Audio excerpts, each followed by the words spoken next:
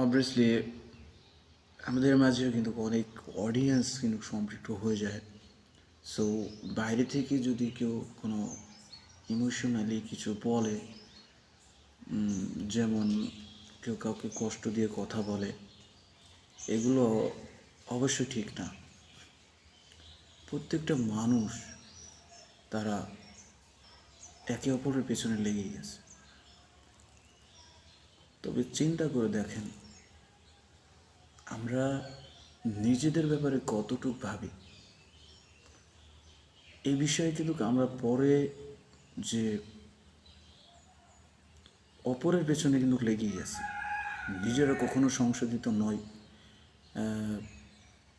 কিন্তু আমরা এ বিষয়টা আমরা কখনো দেখি না।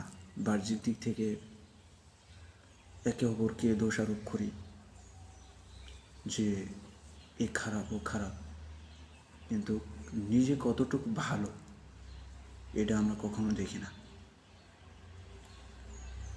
তো নিজে সংশোধিত হয়ে অন্যকে বলা, এটাই সবচেয়ে বেশি বেটার ফিল করা।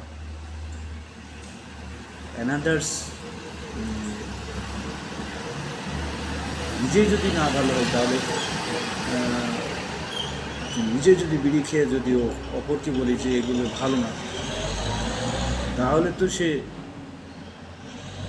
আমাকে গালি দিতে পারে বা আমাকেই কটূক্তি করতে পারে।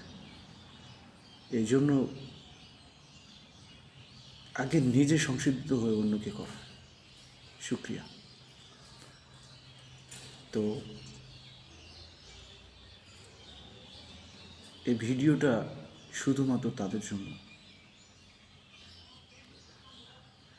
যারা একে অপরকে পেছনে অযথা নিন্দা করে, কিন্তু নিজেদের ব্যাপারে কখনো তারা বাহ্যিক দিক থেকে ভেবে দেখে না। আসুন নিজে সংশোধিত হই এবং অপরকে করি। এইভাবে আমরা এগিয়ে যেতে পারব একে অপরের হাত ধরে।